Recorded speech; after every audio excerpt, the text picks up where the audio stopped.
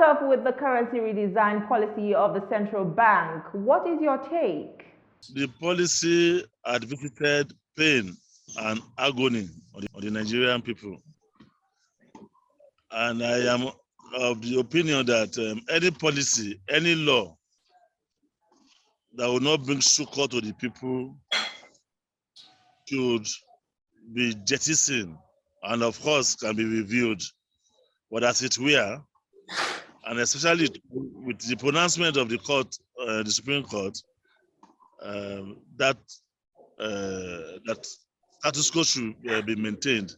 I guess we should respect the position of the Supreme Court and allow the old and new Naira notes remain a legal tender to the Nigerian people. The idea about the cashless policy is a very good one, but there is need for adjoining infrastructure that will assist in implementation of such cashless policy.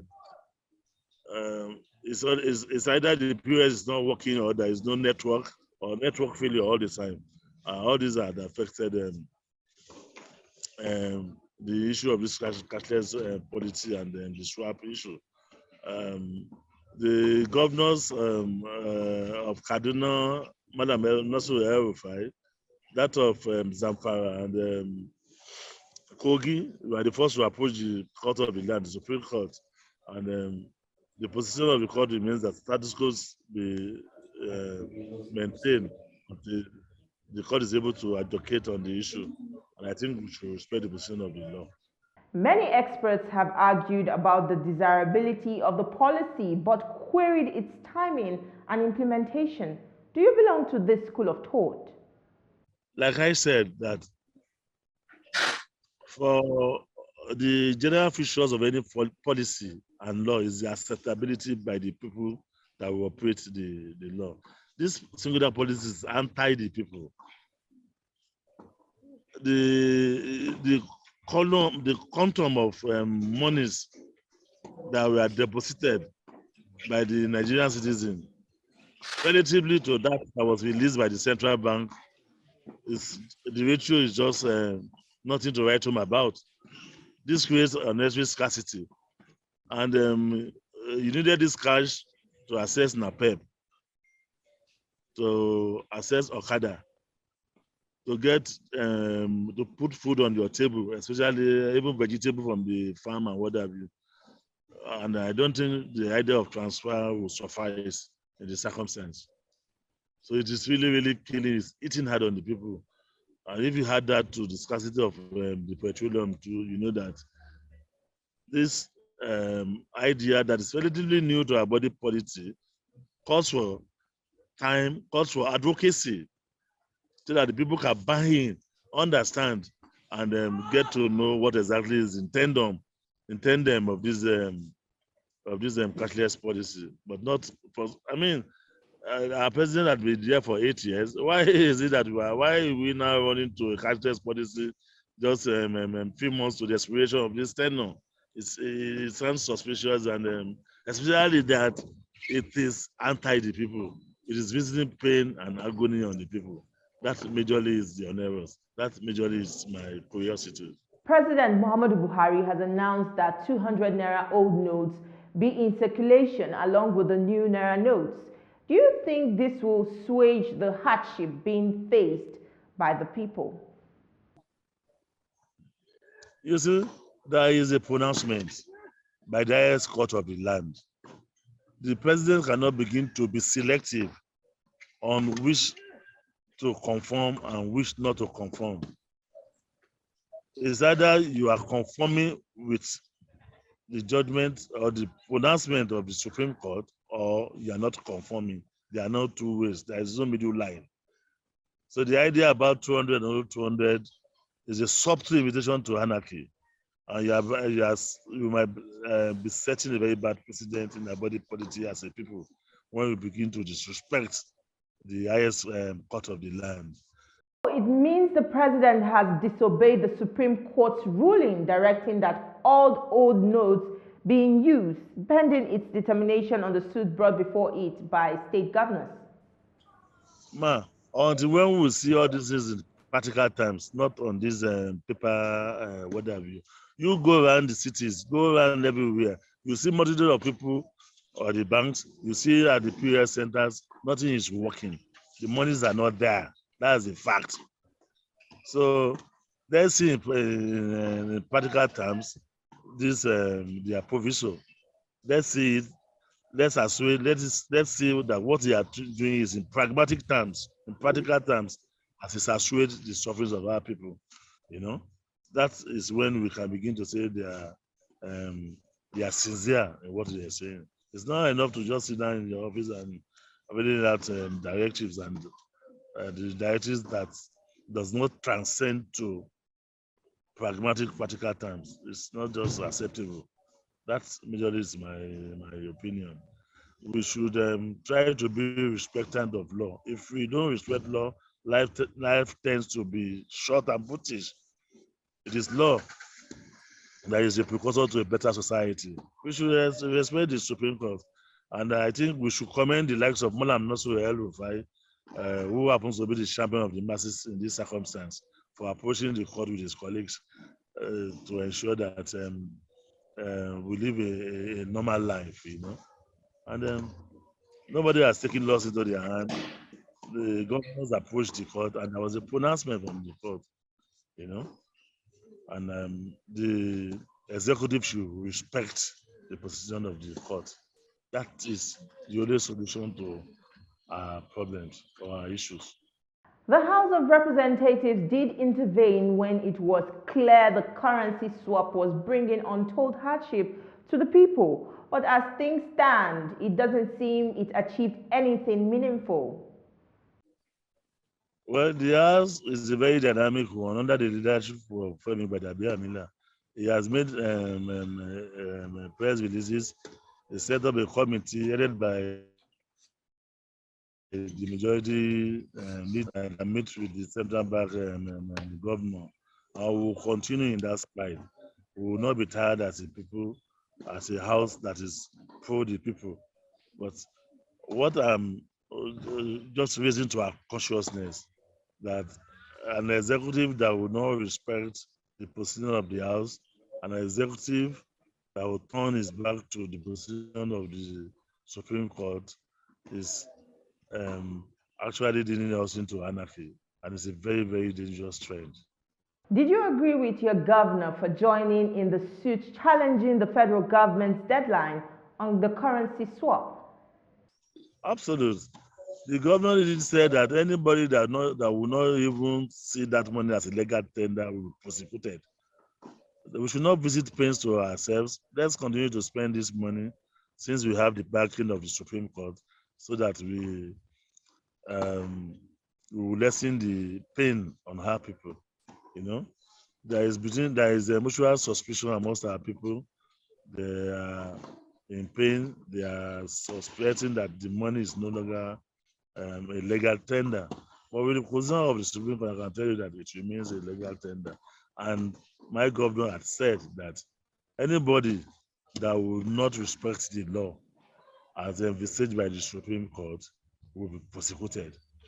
And that, I think, in that stride, he has joined suit with his other colleagues that are for the masses.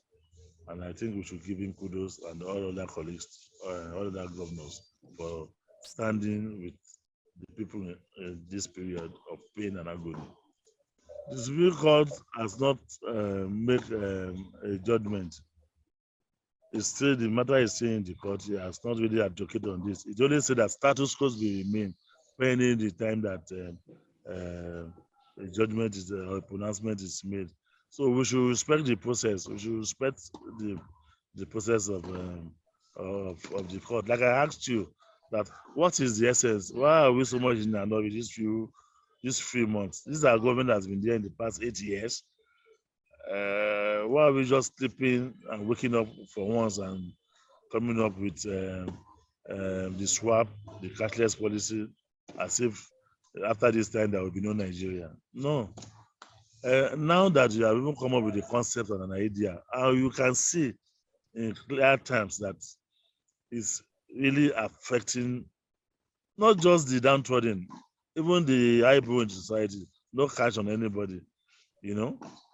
I think it's what is expected is to jettison such idea, go back to the round table and strengthen what is necessary to be strengthened as far as the whole thing is concerned.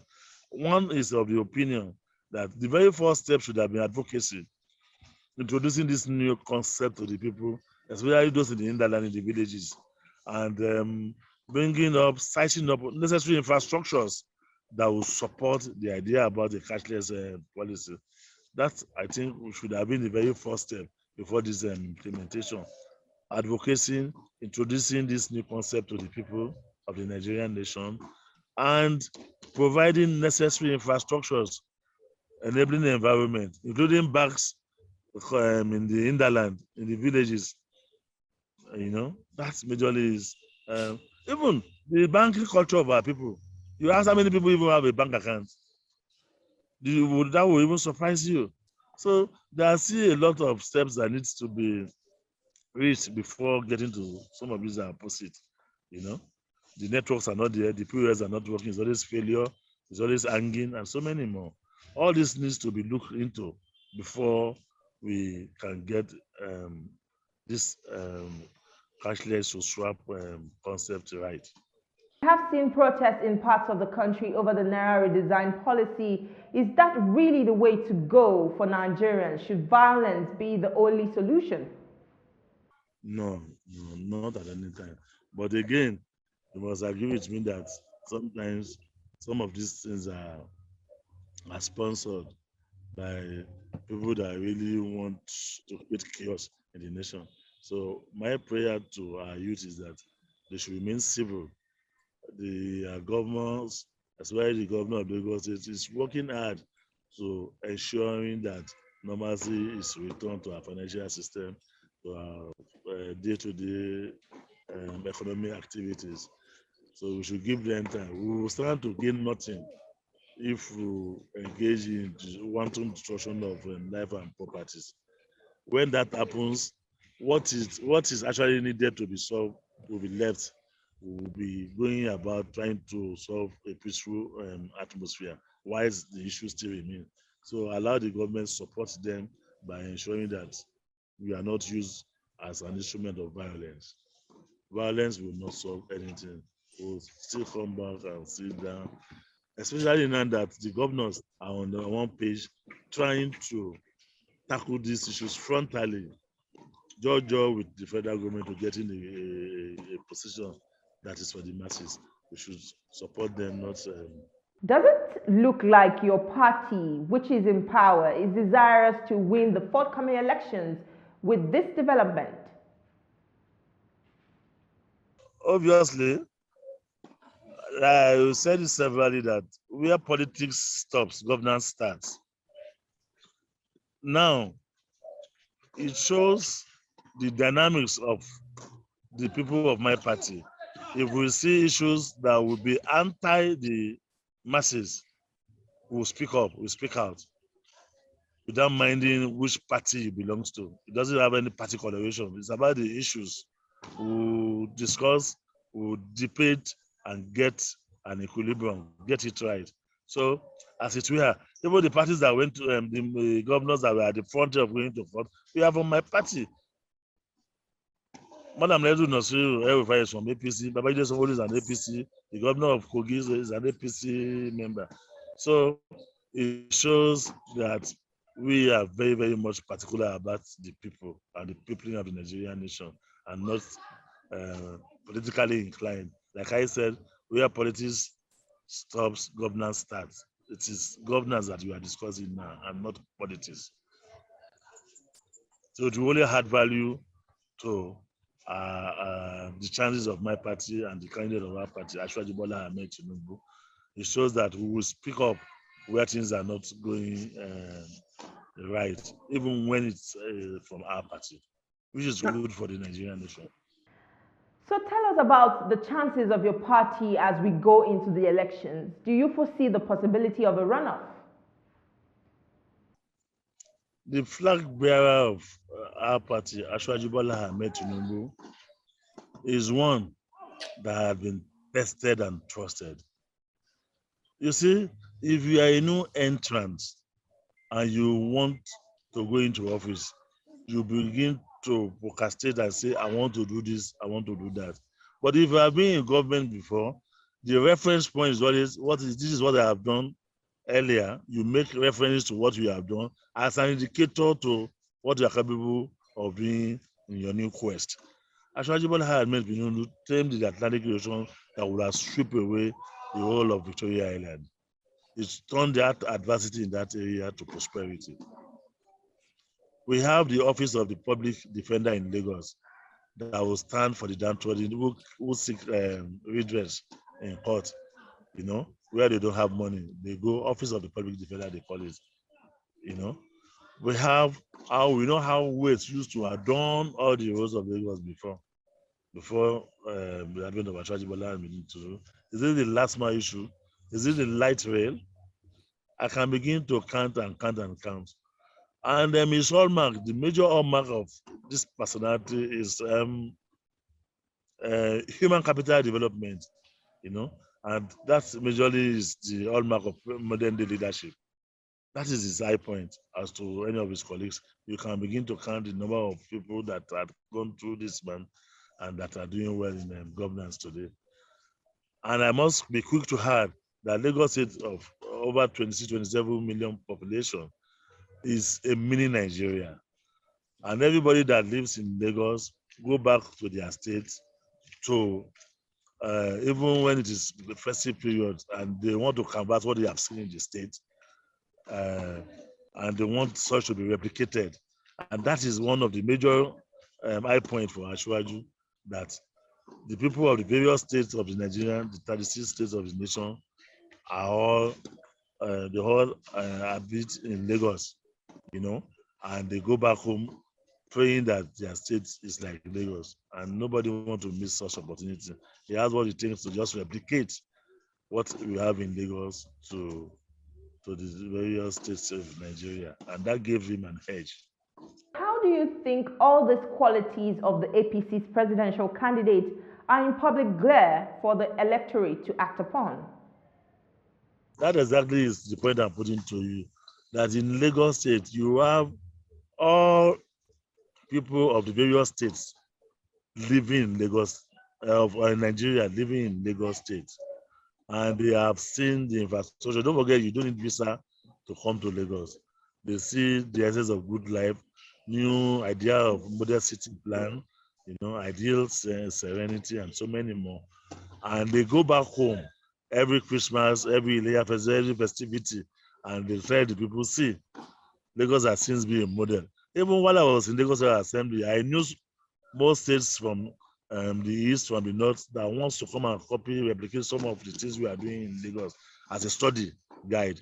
All these are since sold the personality of Ashwaji Bola Tinubu to the various states of the federation. So it makes it very, very easy, because the people of those states lives here in Lagos, and they go back home to sing this year in, year out. And now they have the opportunity that this same personality wants to replicate some of this concept, some of this ideology in their various states, come the president of the Federal Republic of Nigeria. So the good works that had been done in the states are spoken for itself. I've heard about cabals in the presidency. Do you think anyone in the villa could be working against the APC? Honestly, the idea of cabal, by my own estimation, is not known to the world. I do not know of any cabal. What I would rather be discussing is the federal government, the state government, the various arms of the government. Those are those that are constitutionally empowered to move the Nigerian nation. And the incident of cabal, I am not. I don't even believe it exists. I don't. So I wouldn't want to discuss what is not within the confines of the law or the constitutionality. It will form a major call for distraction on the major issue on the table. Those are issues under the table, and it doesn't do us any good discussing what majorly you cannot substantiate, for instance. That is our program for this week. Do join us again next week for another edition of the program. You can see this episode again on TVC News YouTube channel and also a repeat broadcast at 7 a.m. on Sundays. Thank you for watching. I am Tujesu Adeoye. See you next time.